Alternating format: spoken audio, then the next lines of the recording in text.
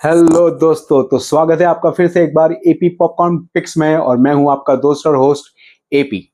तो दोस्तों, आज हम बात करने वाले हैं मेरे फेवरेट टीवी शो की, जिसमें मैंने बहुत एंजॉय किया है। और डेफिनेटली अगर आपने देखा है तो एंजॉय किया होगा, और अगर नहीं देखा है तो क्या कर रहे हो, इसके बाद सीधा वही लगाना। Got it. इंट्रो के बाद स्टार्ट करते हैं।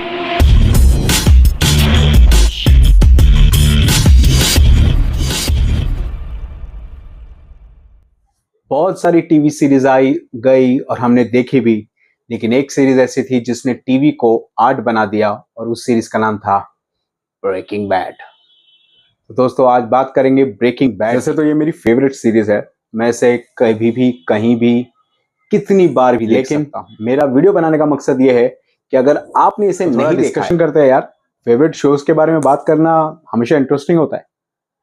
तो अगर आपने इसे नहीं देखा है दोस्तों, तो मैं आपको 5 रीजन दूंगा हमेशा की तरह कि आपको ब्रेकिंग बैड क्यों देखनी चाहिए। तो चलिए स्टार्ट करते हैं। तो दोस्तों, इसका रीजन नंबर 1 है द ग्रेट ट्रांसफॉर्मेशन, जहां पर हम देखते हैं एक केमिस्ट्री टीचर किस तरह से ट्रांसफॉर्म होते होते अंडरवर्ल्ड का एक बेताज बादशाह बन जाता है ड्रग डीलिंग का। ये जो होता है ना पूरा ट्रांसफॉर्मेशन, ये इतना खूबसूरती से होता है, एपिसोड बाय एपिसोड एक एक कर कर होता है कि आपको हर एक चीज के साथ ऐसा लगता है मानो एक नई चीज रिवील हो रही है इस पर्सनैलिटी में, जो बहुत खूबसूरत होती है। हमने हल्का ट्रांसफॉर्मेशन देखा है, अंबी को अपरिचित में ट्रांसफॉर्म होते हुए देखा है, मगर ये ट्रांसफॉर्मेशन यूं नहीं होता, एपिसोड बाय एपिसोड होता है, जो इसे और भी ज्यादा खास बना देता है। तो पहला रीजन तो यही था, the great transformation. Second reason है इसका द ग्रेटेस्ट स्टोरी राइटिंग। दोस्तों, इसमें कोई भी राइटिंग में कोई भी ऐसी चीज नहीं है जो रैंडमली लिखी गई है। जो जो चीज आपको एपिसोड 1 में, सीजन 1 के एपिसोड में एक छोटी दिखती है, वही चीज सीजन 5 में एक बड़ा धमाका कर देती है। कोई भी चीज रैंडमली नहीं लिखी गई है, सारी चीजें कनेक्टेड करके लिखी गई है, जो इसकी राइटिंग को एक ग्रेटेस्ट टीवी शो में कन्वर्ट कर देती है। अब तक के जितने भी टीवी शोज बने हैं या वेब शोज बने हैं, उसमें ऐसी राइटिंग देखना नामुमकिन है। आपको, अगर आपने इसे देखा है तो आप समझ सकते हो मैं ऐसा क्यों कह रहा हूं, मेरी ये फीलिंग्स क्यों आ रही है। इसका राइटिंग जो है इसका सबसे बड़ा प्लस पॉइंट है। तो दूसरा रीजन था इसकी ग्रेट राइटिंग। अब बात करते हैं इसके तीसरे रीजन। दोस्तों, इसका तीसरा रीजन है इसकी सिनेमेटोग्राफी। ये भले ही एक टीवी शो था और टीवी पे ही टेलीकास्ट हुआ था शायद यूएस में पहली बार, हमने तो इसे बाद में डाउनलोड करके देखा है या फिर कोई और चैनल्स पे भी देखा होगा, लेकिन इसके हर एक सीन को आप एक वॉलपेपर की तरह रख सकते हो।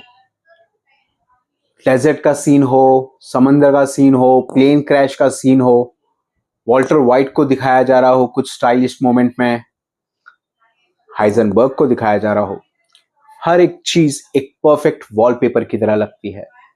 तो ये चीज इसकी और ज्यादा इसे खूबसूरत और खास बना देती है, इसकी सिनेमेटोग्राफी। अब बात करते हैं रीजन नंबर 4 है no mercy no filtration. Breaking bad के किसी भी एपिसोड में आप ऐसा नहीं देखोगे कि टाइम पास के लिए वो एपिसोड लिखा गया है, नहीं। हर एक एपिसोड जो है वो बेहतरीन तरीके से लिखा गया है। हर एक एपिसोड टेंशन बिल्ड करता है। आप शुरुआत में इसे नॉर्मल एपिसोड की तरह शुरुआत कर सकते हो, लेकिन एंड आते आते आप रियलाइज करते हो, अरे यार अब क्या होगा आगे, ये ऐसा होने वाला था, एक्सपेक्टेड नहीं किया था।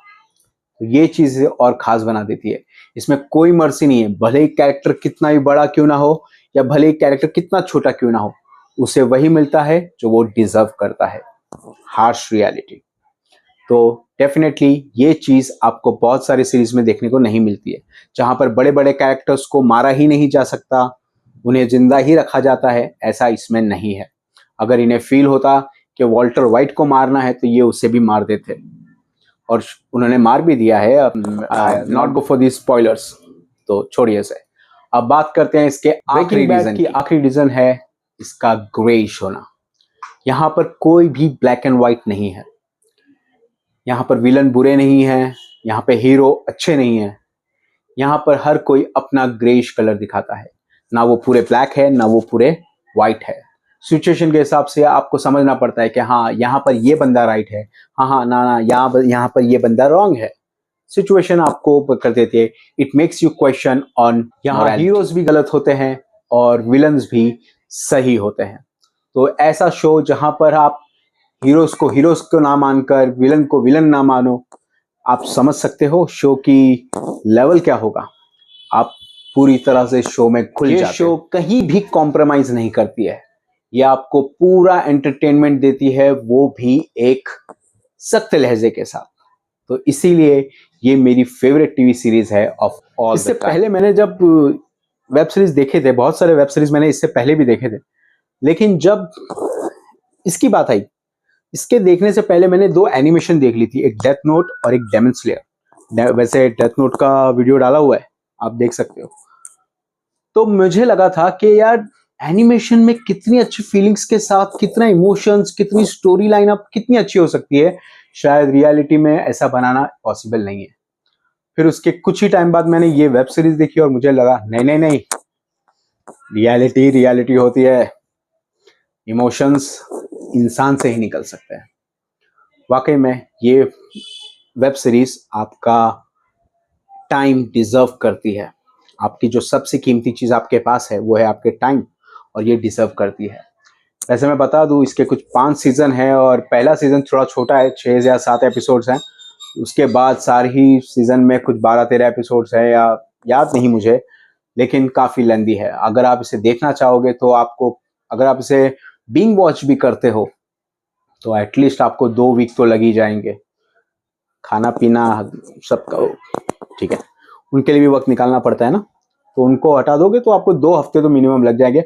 वैसे तो मैंने इसे काफी अच्छे से फिनिश किया था, मैंने इसे वैकेशन के टाइम पे स्टार्ट किया था इन द ईयर 2023, और what a vacation that was.